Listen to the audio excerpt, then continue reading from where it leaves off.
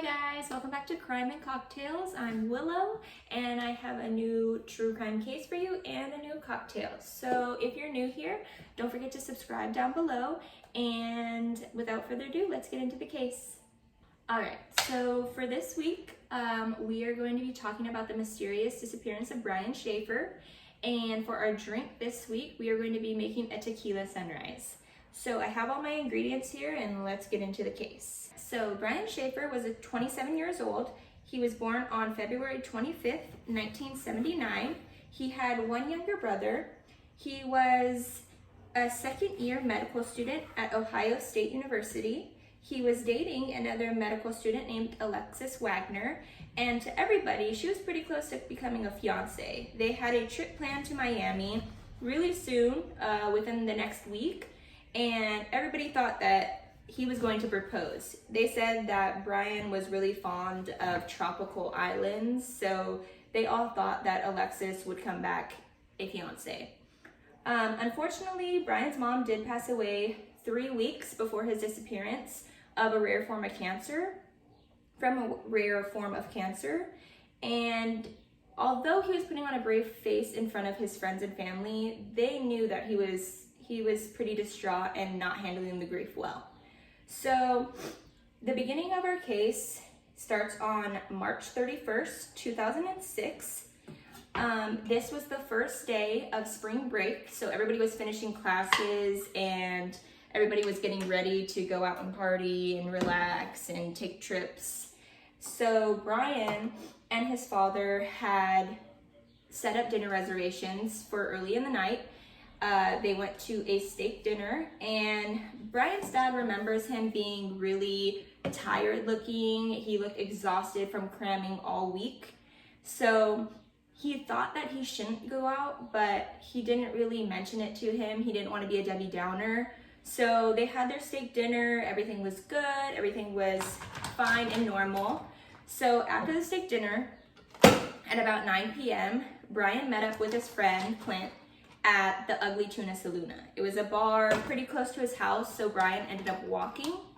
And so they were having fun at the bar, they were drinking a lot, and they decided to go bar hopping. So they went down the street with a whole bunch of bars, and Clint remembers saying that they took a shot at each and every bar. So they were pretty intoxicated. I mean, it was spring break, they were having fun, so, you know, normal college student things.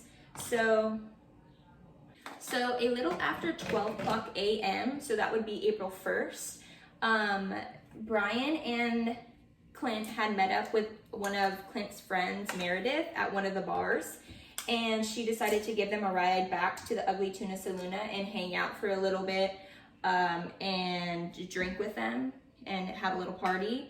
So somehow in the midst of all that, they get back to the Ugly Tuna Saloon, they're drinking. Brian somehow disappears from his friends. They get lost, they don't know where he went. So they were looking for him, they were calling him, but no answer. And so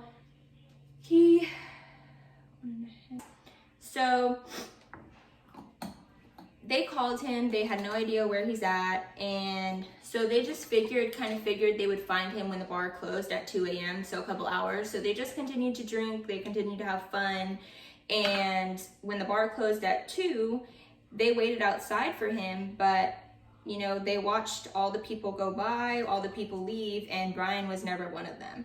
So they didn't take that as too much of a concern because, like I said, Brian lived really close, so they just figured that he went home, he walked home and forgot to tell them. I mean, he was drunk, he probably didn't want to find them, he just wanted to get home. So they didn't figure anything was wrong. So that was the weekend, and on Monday morning, Alexis was waiting at the airport for Brian because that was when they were supposed to fly to Miami, and he ends up missing his flight. And it's really not like Brian to miss his flights or be late to anything, so she was kind of worried. So she called Randy, Brian's dad, and told him that he never showed up. Could you look at his apartment? And he did, and when he went to his apartment, nothing was amiss, nothing was wrong, everything looked normal. And so as soon as that happens and they can't find Brian, they immediately call the police and record a missing person. So this is where the investigation starts. They really have no leads. Nobody has talked to him over the weekend. The last people that were seen with him would be Meredith and Clint at the bar on April 1st, the latest. So since Columbus had a pretty high crime rate, there was a lot of security cameras. The bar had security cameras, the streets had security cameras, every corner had a security camera. So they had a pretty good starting point, because they could find if he was on any of the bar cameras, any of the cameras nearby, or anything like that. So they look at the Ugly Tuna Saloon's cameras, and they see at 1:15 a.m. Meredith, Clint, and Brian walking up the escalator into the bar. And they also see at 1:55 he was talking to two girls outside, and he's seen walking back in, the girls leaving, and that's pretty much it. That's all he was seeing. He went into the bar and never came out. So they were finding that very strange, because how could somebody walk into a bar and never come out with no leads, no suspects, no witnesses, nothing? So let me shake this.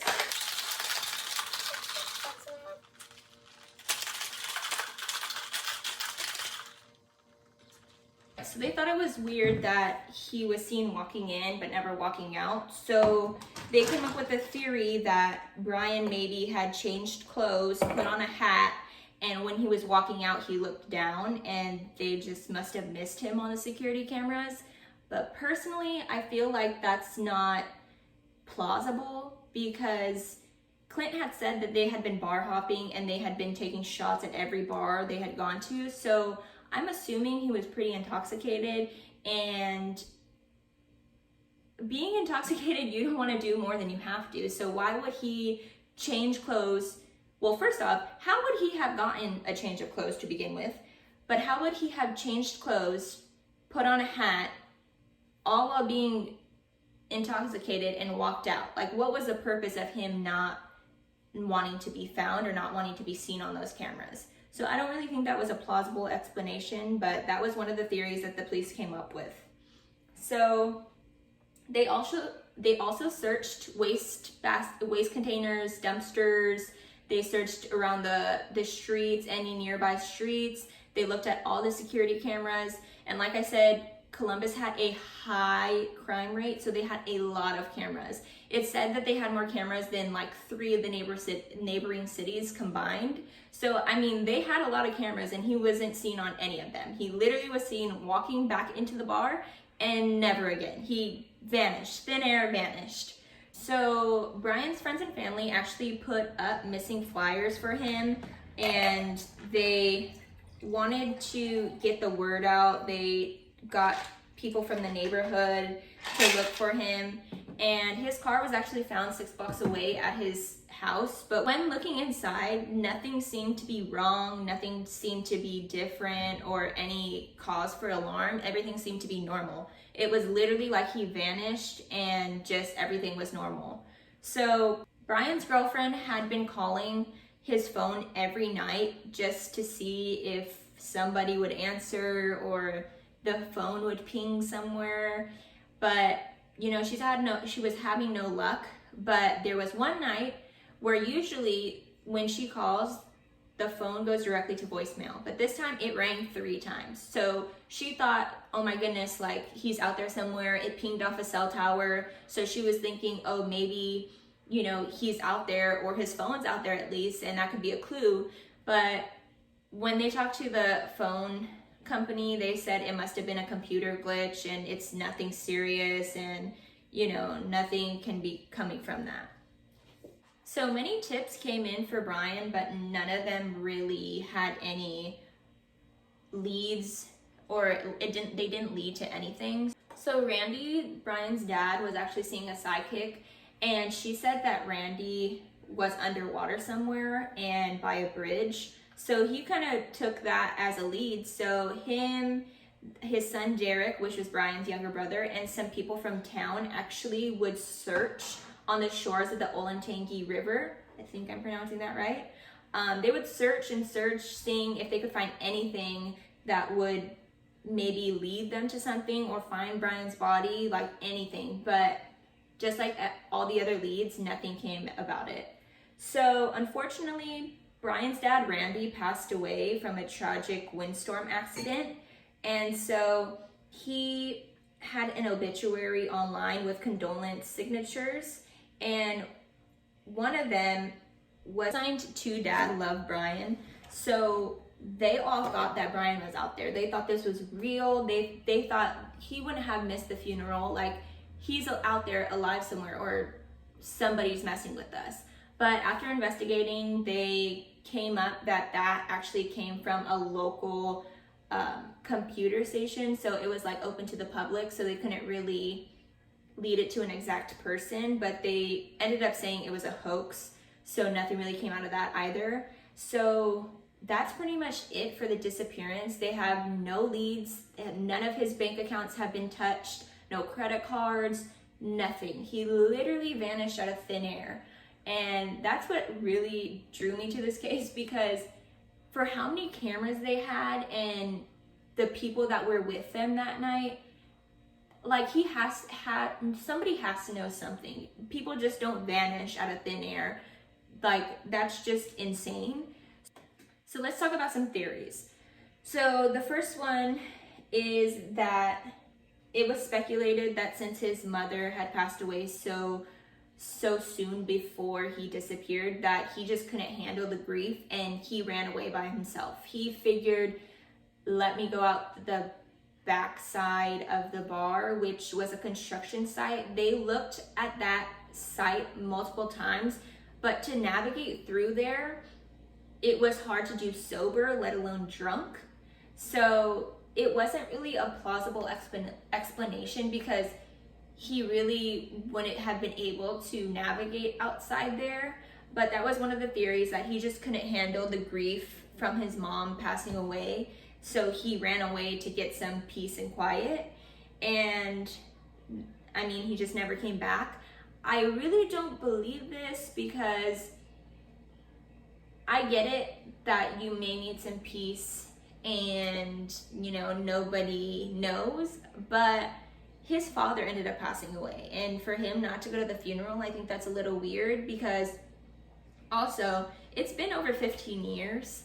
So I get it, you need some peace, but at what point do you come back? You know, like, people were looking for him, people were calling him. It's been 15 years.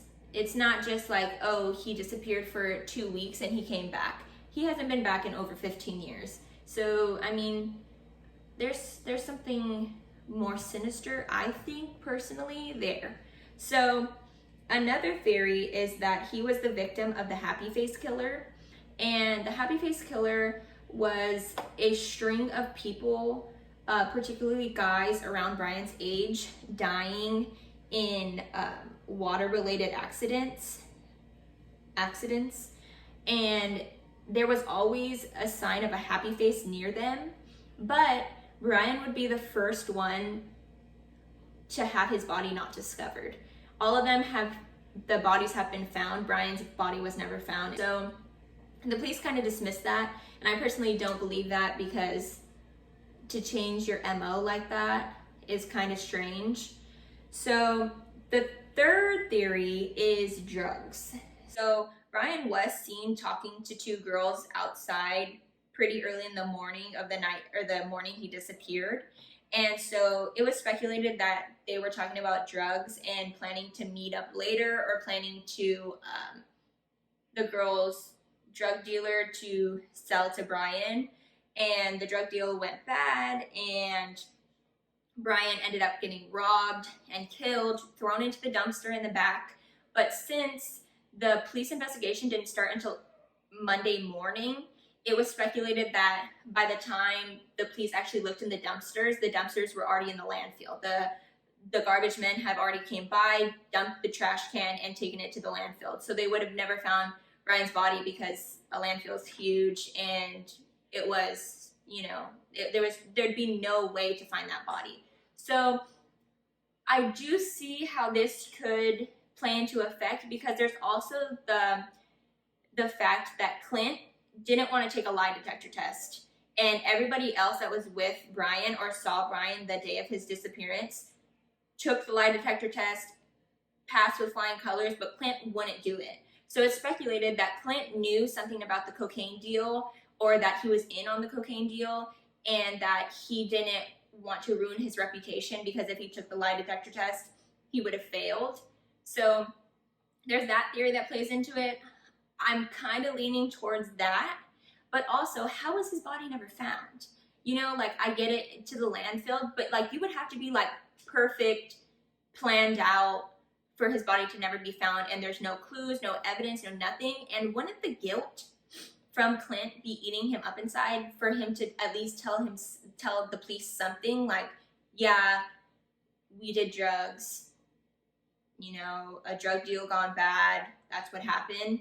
I feel like as a friend, if something happened to my friend, the guilt would just be eating me up inside, and I would eventually have to tell. So there's that as well.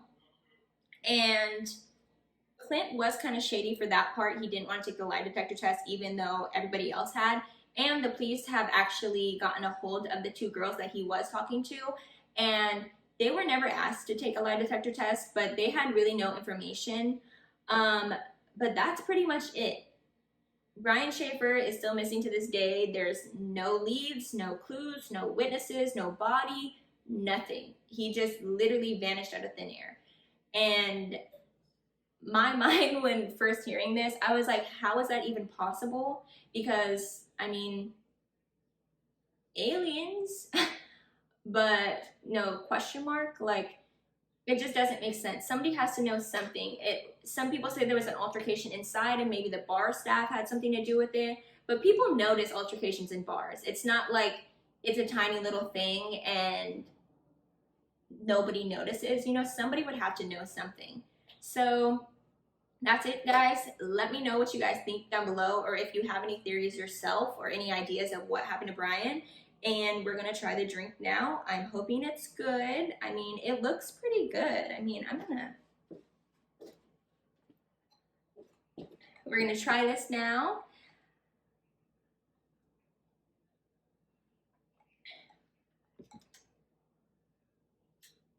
It's pretty good. I've never tried one of these, so I don't really know what it's supposed to taste like, but it's very tequila heavy. I can definitely taste the tequila. When I was researching it, not research, like getting the recipe, it said that it was a sweeter drink, but you know, if you like strong drinks, drink this or make it the way I made it, because I always do a little more, but it was good. So that's it for me this week, guys. So don't forget to like, comment, and subscribe down below. Leave any cases that you want me to cover down below as well. And that's it for me, guys. See you next week.